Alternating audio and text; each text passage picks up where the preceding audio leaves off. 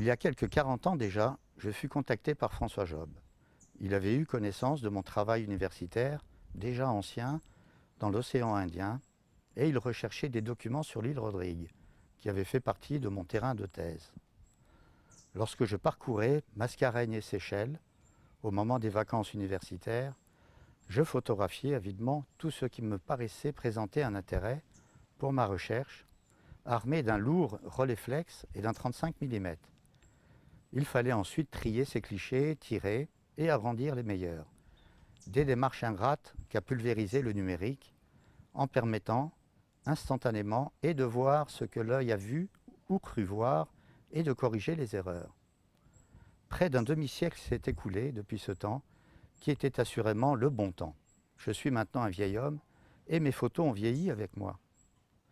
François Job, tombé amoureux de Rodrigue, a été intéressé par ces clichés en noir et blanc.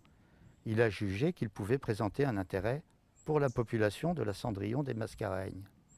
Il a pensé que ces documents, sans prétention, pouvaient montrer aux générations actuelles comment vivaient les précédentes, comment leur petit domaine, aussi cher à leur cœur que peut l'être une île à ses habitants, avait évolué depuis quelques décennies, tout en gardant sa beauté austère et lumineuse.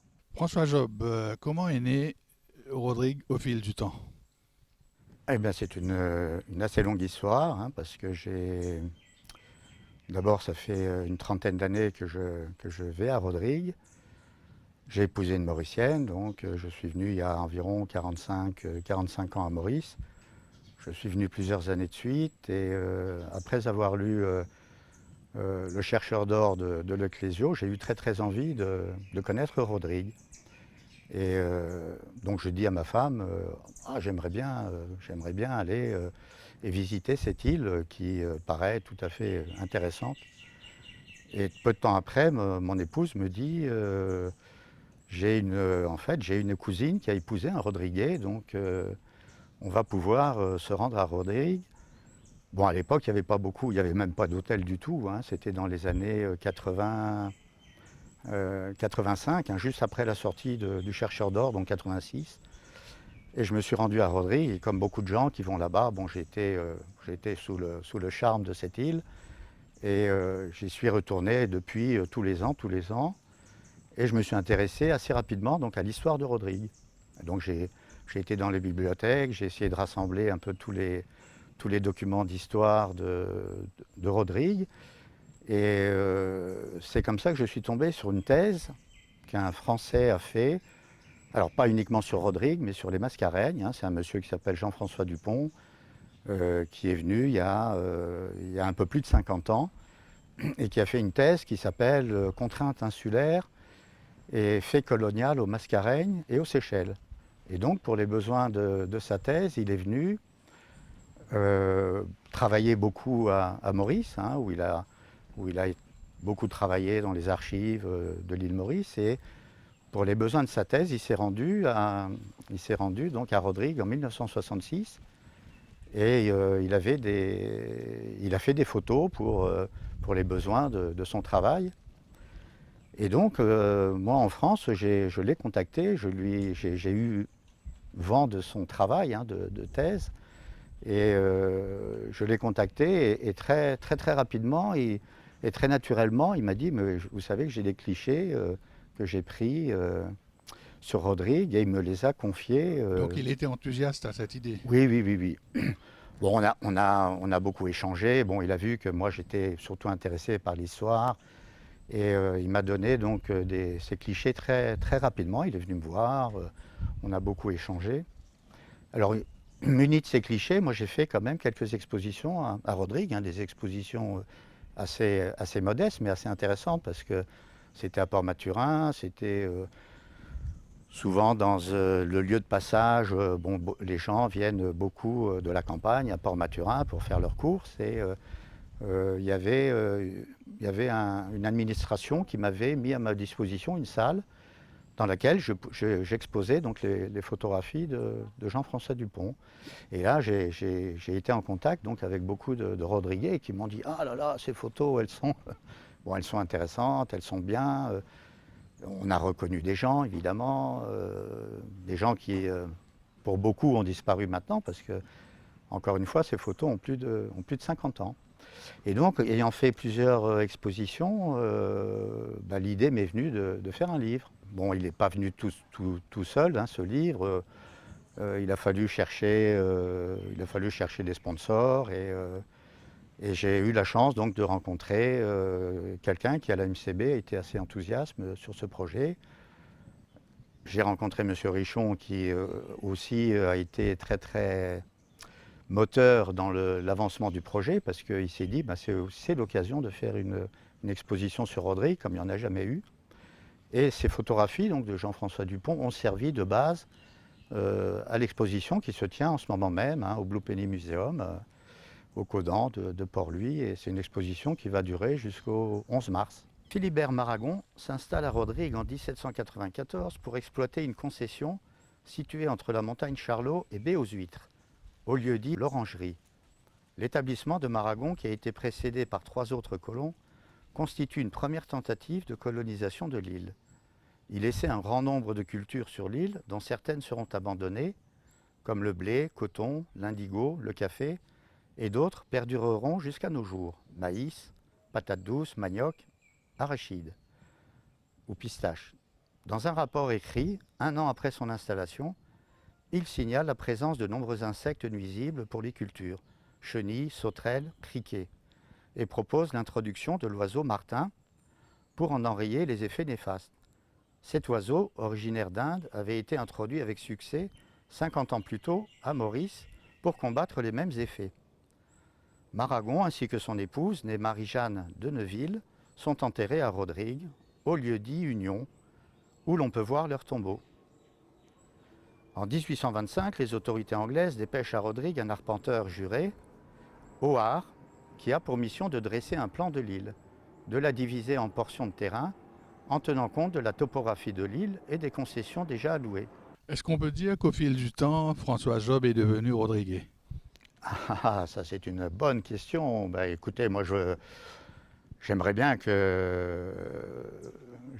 qu'on me considère un petit peu comme rodriguais, mais je ne suis pas rodriguais forcément parce que je suis arrivé très tard quand même et je n'ai pas connu Rodrigue il y a 50 ans. Vous n'avez pas connu le Rodrigue de M. Dupont? Je n'ai pas connu le Rodrigue de M. Dupont. Je suis arrivé quand même après, mais à une période où il y avait quand même quasiment pas de touristes. Donc moi c'est ce qui m'intéressait d'ailleurs en allant à Rodrigue, c'était d'aller dans un endroit encore un peu vierge. Bon, je pense que je ne suis pas le premier Français évidemment à être descendu à Rodrigue, mais il n'y avait pas beaucoup de touristes. Et quand on se promenait à Rodrigue, on marchait beaucoup, il n'y avait pas beaucoup de bus. On allait très facilement vers les gens parce que les gens étaient contents de voir des personnes venant un peu de l'extérieur, quoi. Mais bon, je me suis beaucoup intéressé à l'histoire de Rodrigue et je dois dire que c'est un peu pour ça que dans ce livre, je mets quelques éléments un peu d'histoire. Il n'y en a pas beaucoup. Le livre est quand même basé sur les photographies.